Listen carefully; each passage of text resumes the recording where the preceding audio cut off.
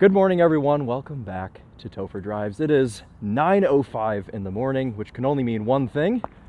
I'm with the Topher, and also, obviously, you've seen his car in front of me. But today we're going to show you what it's like to do a bit of a morning commute in a Chevy Camaro. This is a 2023 SS 1LE. It has a 6-speed manual, an LT1 naturally aspirated V8, 455 horsepower, 455 pound-feet of torque. Got it. And The specs. that's right. And this is on winter tires right now. Some of you may have watched the video when I took the Subaru Forester down to Ohio and actually picked these up and brought them back. They're a little bit of an older set. They're a WS80, and we are actually on our way to M1 Concourse right now to burn them off a bit because you've got a set of Michelin's coming. Yeah, or so, Pilot Alpha PA4s. Right. Yeah. So we have to do something with these. These need to die. These need to die. What else are we doing on a, what day is, I don't even know what day it is. It's Thursday? Wednesday? It's 11 degrees. Is it Wednesday? I feel like it's Friday or Thursday. It's Thursday. It's Thursday, right, okay. One of those. It's Thursday, it's 9 o'clock in the morning, it's 11 degrees out. What else do we have to do other than to go to the track and drive on winter tires? So I figured we'd show you all what it's like to roll out of bed, wake up in the morning, and jump into what I think is one of the coolest Camaros they ever made. Because obviously they did the ZL1 and the ZL1 1LE around this time as well, but you've driven those. Do those feel unusable on the street at all? No, they're usable. They're usable? Okay. The reason I didn't get a ZL1 was I'm a little bit scared of it on track. It's Okay. so fast, it's almost too fast. Gotcha. Like, if there's a tire failure or a brake failure, you're going like 170 miles an hour. Whereas in this, you're maybe doing 140. Right, so some safer performance figures here Yeah, with the 1LE. Yeah. The ZL1 scares me a bit, but this Gotcha. is manageable. So this was the second to last year for the Camaro, because 24 was the final model They made year. a few Camaros in 24. So Yeah. here's the trunk. Enough room. Quite a small opening, but it's actually pretty deep in there. It's kind of like long and skinny. Yeah. But it's got size. some. I don't know that you could really fit golf clubs in there, but I suppose that's what the Corvette's for. I don't know. I'm not Whether going you to find go out. for I it. don't golf. I love that you're never going to find that out. Okay, let's pop the hood real quick and show you this LT1, and then it's freezing. We're going to jump in this and we're going to get right onto the road. Chris already has an intro video to this car on the channel. Hood struts. I haven't had hood struts in a car since, I don't know, it's been a while. And you My also GX. you've never had a car with this much displacement. Yeah, that's true. So this is a 6.2 liter, no supercharger, but pretty clean looking engine bay. Yeah, Not really too much going on, just an honest V8 motor. that's right. America. So, cool. Screaming And- bald eagles. And this is actually a hood wrap. I was always under the impression that these were painted from the factory, but when you lift it up, you can see the blue paint underneath. So you could, in theory, peel this off if you didn't like it, Yeah. but I love the look of the black hood. Yeah, I would never peel it off. Sweet. Yeah, if you pulled it off, it would just look like a regular Camaro. Exactly. It's a splitter. Yeah, so you, In the summer, some wider wheels. that's right. Yeah, so you can definitely tell it's in winter mode, but I think these wheels do the trick. Red brake calipers.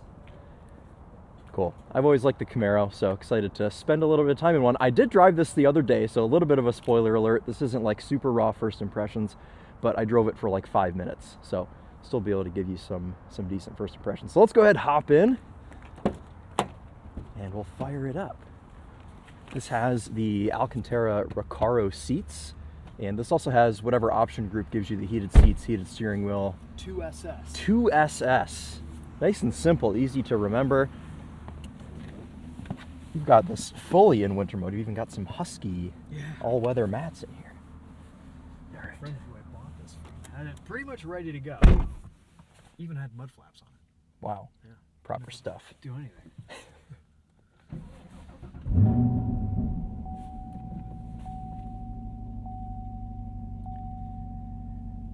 I love V8 muscle cars where the entire car shakes when it starts up. That's great.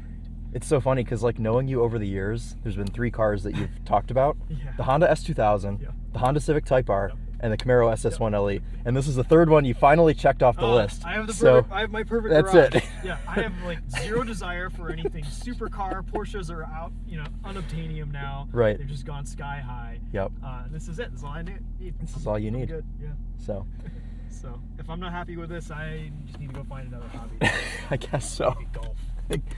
No, you just said you wouldn't golf. Don't stoop to that level. I'm gonna turn my heated seat on. Oh, yeah, me too. Turn on the heated steering wheel. We have this really nice, in my opinion, perfectly sized Alcantara wheel. Pretty attractive to look at as well. Rev match paddles, I suspect, so Chevy could just kind of use the same steering wheel that they put on the automatic. Absolutely, yeah. And just change the plus and minus to rev match. 6-speed manual, as we mentioned. Could you get the 1LE with the automatic, or were they all manuals? I think you could get a 1LE with an Automatic? Okay. Yeah, I think so. There are. And that would have been a 10-speed Yes. as well. You know what? I'm going to take my jacket off. The visibility initially was a bit of a shock, but I've gotten used to it. I think really the biggest issue is just how low the front windscreen is. Like, it's just a tiny little display. It is pretty small. Yeah. Yeah, I was sat in this earlier and I started moving my seat down and I was like, oh, no, I want to be able to actually see out of it. So I kept it right about where you had it. I love that you have a car seat back here. Yeah. Family vehicle solution. Yep. Yeah, So. my son loves it. And this is the only car that I've installed this car seat in where the seat doesn't rattle. So it's staying there. Like, Okay. it's not moving. You don't even have to take it out. Yeah, that's great. Just buy another car seat for the other I cars. think I will, yeah. So we're in sport mode. I think we'll start there. And we'll kind of go through them as we go. Yeah. But let's go ahead and start our commute. I've been daily driving this in sport mode because I think the exhaust is just about right. Yeah, in terms of volume. this has got quite the raunchy exhaust from the factory. Yeah. When you took me in this for the first time, I was like, there is no way that's stock. But it is. yeah, The crazy thing about this car is from the factory, it has everything just about right, just about how you'd want it. Right. You can, throw a cold air intake and do some bolt-ons and do some stuff, but you don't need to do anything in this car. And I kind of like that about it. It's got the exhaust. It's the NPP, so it's it's valved. It's loud when you want it to be. It's quiet when you want it to be. It has the brakes. Like you can track this on stock brake pads. Maybe just change out the fluid. Good to go. I'm gonna test that today. And tires. I mean, it's got it all. It's ready to go. it's ready to go. Factory purpose built. Yes. Just all of that drama just at 2,500 RPM. Love it. I think what this reminds me the most of from the backlog of vehicles that I've driven are the Cadillac Blackwing products, the CT5V Blackwing and the CT4V Blackwing. Yeah. Just because I never spent any time in Camaros. I kind of got into this a little bit after That's right. Chevy decided they were going to pull the plug on the Camaro, so I never had a Camaro press car. I think the last Camaro press car we had was the Hot Wheels edition in like Oh my God. 2018, 2019. Forgot. That was awesome. They did a number of those. There were a lot of really cool special edition Camaros. Yeah, I thought about a CT4V Blackwing. It's a little more practical, but at the end of the day, I really wanted the V8. Yeah, well, you're proving this is all the practicality that you need. Yeah, exactly. Yeah, this passenger seat folds forward just enough to leave my son room to get through.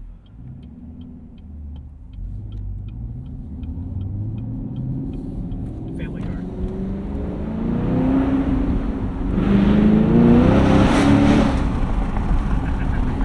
Not a whole lot of grip. That's right. I had to do that, sorry. Absolutely. I mean, we're warmed up. We're good.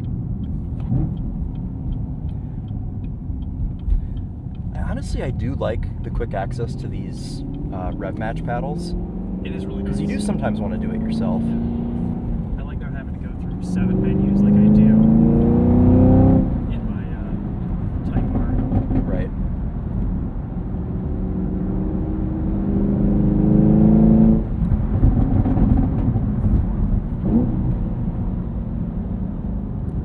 It's just so satisfying. Every input. The steering is great. The steering is fantastic. Even on Yeah. these old, squishy winter tires. Perfectly weighted. Yeah.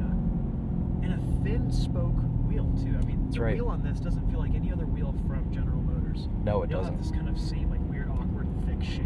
Yeah, the General Motors often gets the sizing wrong too. Like the Cadillac wheels, I think, are a bit too big.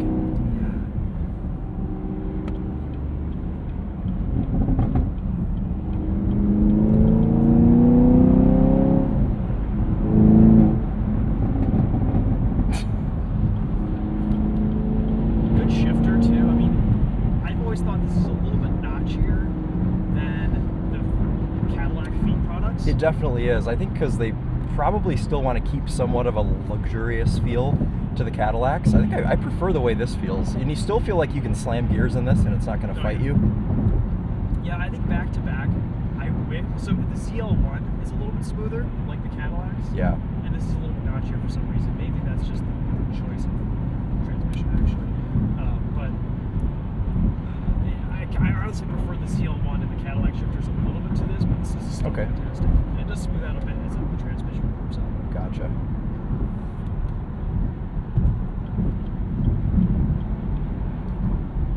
Right, let's do some of our own rev matching here.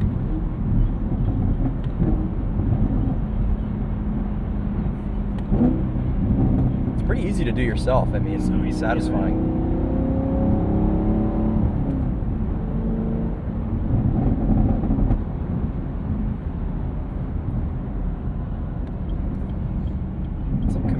Report, he said like over 30 miles to the gallon on the highway. Yeah, I think SS1LE you're probably going to average a little bit closer to like mid-20s. Okay. High 20s if you're keeping your speeds down.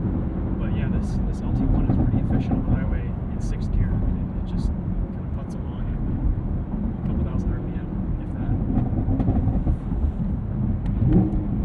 that. Forgot I turned rev matching off. Yeah.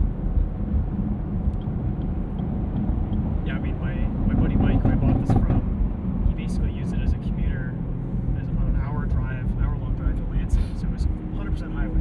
I got this car. He had reset the trip odometer on it. It was like 19,000 miles. His average speed was 55 miles an hour, which is super high for an average speed over 19,000 miles. Yeah, that's ridiculous. And his average fuel economy was like 21 miles to the gallon. Wow, which is insane. So far, my average fuel economy is 13.8. Because, well, I mean, that makes sense. I think I would be getting like 6 yeah, if I owned this. Thing. Yeah. The other day, though, coming to FC from Plymouth, I was able to average about 22 or so. Okay, that's not bad. Mixed city/back roads. If you stay out of the throttle, you can get decent fuel economy. So for a road trip, it's great because you get really good fuel range. Yeah, pretty cozy in here too, these Recaros. I mean, you hear the name Recaro and you think it's just going to be like a super stiff bucket seat, but these are really cozy. Yeah. Easier to get in and out of than a Type R. Yes. Easy to get in and out of, It's okay, I want to test our 6th gear torque. No power in 6th. 6th is like a cruiser gear. It's like an overdrive. Absolutely. Yeah.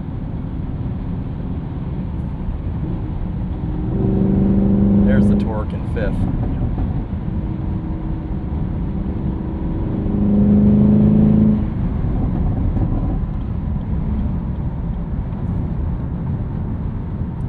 That's how you achieve that fuel economy, though. Well, sitting in this, like, ergonomically feels nice. I always, like you said, like, heard everyone always talked about how hard the Camaro was to see out of. And it's fine if you get your seating position correct. The back window is quite small, kind of similar to the front window where it's just very short. But that is solved in this car by the camera rearview mirror. Thank you. Thank you to SS. Thank you to SS. Yeah, the mirrors are nice. I mean, it's really not so bad. And the best way to solve this is to just buy a convertible. Then you can just see everything. The convertible cabin is more open and just like you feel like you have more space in it. Right. It's claustrophobic. Elbow comfiness is pretty decent. There's like a good amount of squish to this center, and I appreciate that the console actually extends out so you can rest your arm on it. I'm big on elbow comfiness. It's important. That's right. All right, so I dropped us down into tour mode. This is going to calm everything down. So we do have Magna Ride suspension, don't we? Yep. Is that what they call it? Or they call it Magnetic Ride, GM? It's Magna Ride. Magna Ride. Yeah, Okay. Ford is Mag Ride and GM is Magna Ride. Yeah, I always mix that up. Yeah. And then I have my suspension steering settings locked out in this car. Oh, okay. So what you can do is you can go into this menu, vehicle, driving mode, and engine sound I have set to auto. So depending on the mode selector, so tour, track, sport, basically changes the exhaust valve. I have steering locked in tour mode, suspension locked in tour mode. So basically, your drive modes are only changing the exhaust sound. Okay. All right. Well, I mean, tour for quiet exhaust on the highway is probably what you're going to want to do. And the valve will open if you get into higher revs. Okay.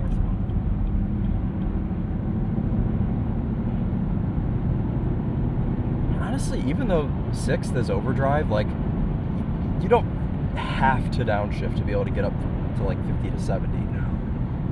It'll do it just fine. I love these big chunky vents. Yeah. That's always been one of my favorite things about the Camaro, and the fact that they adjust temperature is cool too. The temperature control feature of them kind of sucks, honestly. Oh, okay.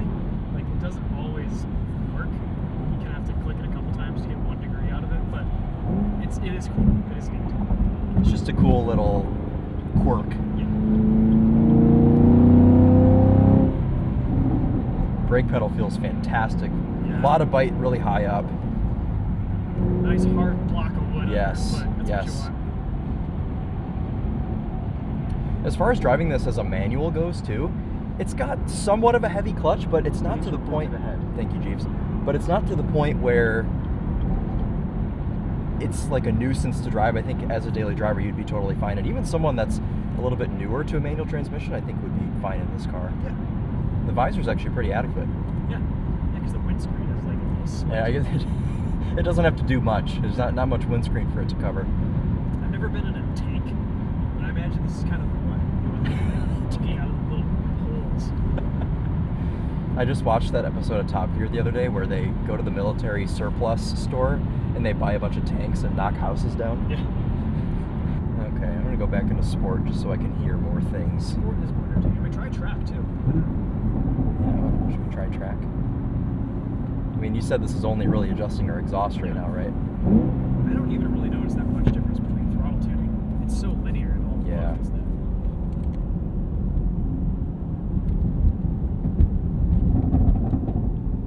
the burbles are just more raw. and They're so track. obnoxious. That might get old for some people. I don't think it would ever get old for me. I'm a big burbles enthusiast, so I wouldn't mind if they just stopped. yeah. Like, I'm not going to go so far as to get a tune, Yeah, I suppose you could tune them out if you really hated them. but you could.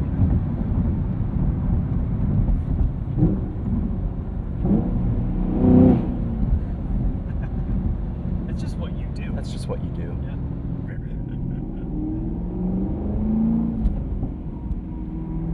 I think from a commuting standpoint, having this power and torque is nice because you can kind of ride first gear out until like 25 miles an hour. Yeah.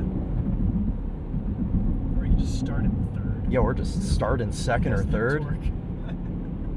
Torque, not only is it nice for going quickly, but it's nice for just like ease of use. Yeah. Not having to put as much thought into your driving. No, it's true. I do a lot of second gear starts in this. Yep. When we were rallycrossing it, Yeah. the tarmac rallycross, I would do a second gear start, just peel off. Yep. And that was perfect. Didn't have to change gear. V8 brother. Yeah. Hey, there you go.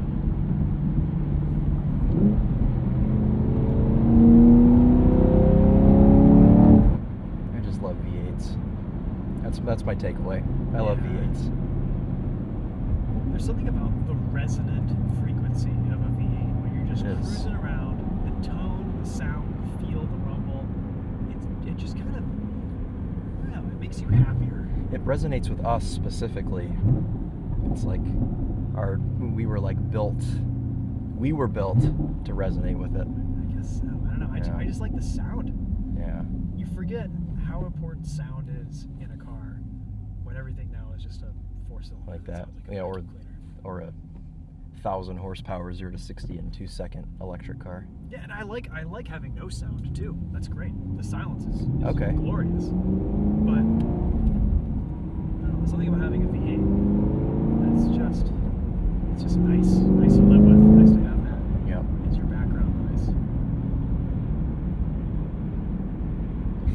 I'm pretty impressed with the ride of this overall, just kind of over some of these expansion joints. Like, it feels, it's very well damped. It's pretty good, yeah. Yeah. Yeah. Yeah, that Magna ride is proper stuff. I think 20,000 miles on this car, it's probably not too tired yet because most of those miles are highway. But you get it to 30, 40,000 miles on these and it starts to get a little bit bouncier and then you want to look at replacement. But I mean, unless if you're doing really hardcore track stuff and you really need to dial in a set of coilovers, Right. I can't think of a better suspension for this overall.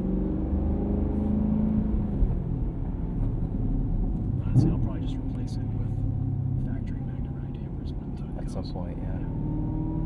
What's replacement like on those? Like, how are they They're not expensive? terrible. They're maybe $250 a quarter. Oh, that's not bad. Yeah, maybe a little bit more. I don't know exactly for the SS1LE, but for other applications, that's about what they are. When I think of adaptive dampers and things, I always think back like old Mercedes, Yeah. you know, dampers that are like $1,200 a corner Oh. at least. No, this is Chevrolet. Everything's Yeah, cheap. everything's It's like great. $3. Yeah, you get it at AutoZone. Yep.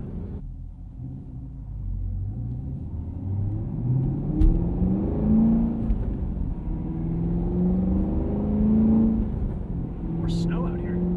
There is more snow. You did say there was some snow on the track. Oh, So okay. We'll see. Did that make you perk up when you heard that? I got a little bit excited. Felt a tingle. All right, Christopher, let's sum this up. I think you've got quite the little, I shouldn't say little, you've got quite the large commuter, daily driver, V8 muscle car. I mean, this is great. It's fun. I'm envious. It exceeded my expectations. This is so cool, yeah. It's I love. because when I drove these, like to test, to film and to drive, Yeah. experience. And say, oh, do I want to buy one of these? I wasn't in love, but after living with it, it's just so fun. Every time you get behind the wheel. And also after just kind of seeing like everything else that came out and seeing how good we had it with this car. Definitely. Train tracks, fine.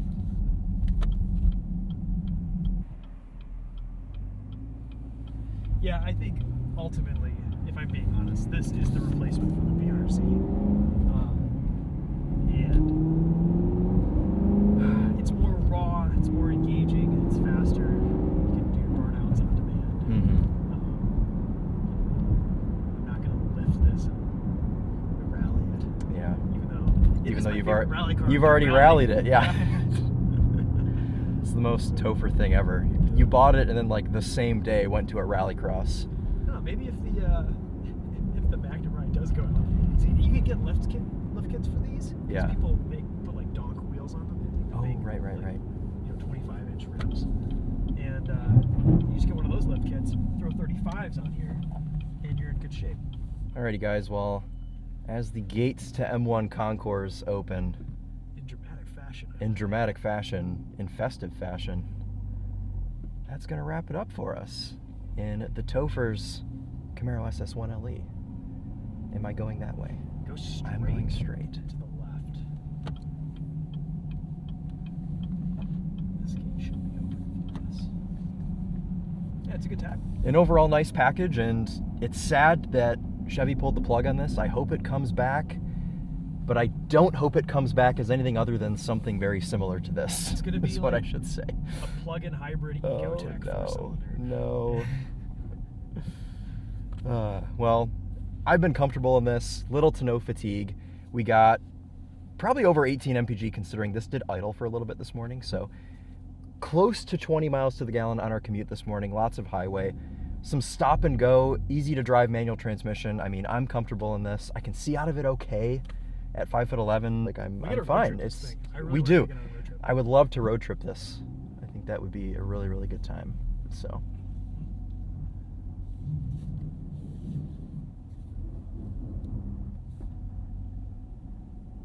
Greetings, Keith. All right, well, let's get this parked up. Show you the outside one last time, and that'll wrap it up for us today. Thank you for letting me commute your Camaro. Yes. I just saw the skid pad is empty, which is good. Okay, you're just getting distracted. All right. Cool, guys. Thank you so much for watching, and we will see you in the next one. Should we do like I do? Go subscribe to TheTopher, even though that's probably the reason you're here, but if you don't already, we'll link that in the description. You can see he's got a full kind of comprehensive video on this car already. Didn't really get on it too much this morning, but we'll throw in some little track clips at the end to give you an idea of what this is like at the limit. But that'll do it for us today. Thank you guys all again so much for watching, and we will see you in the next one. Take care.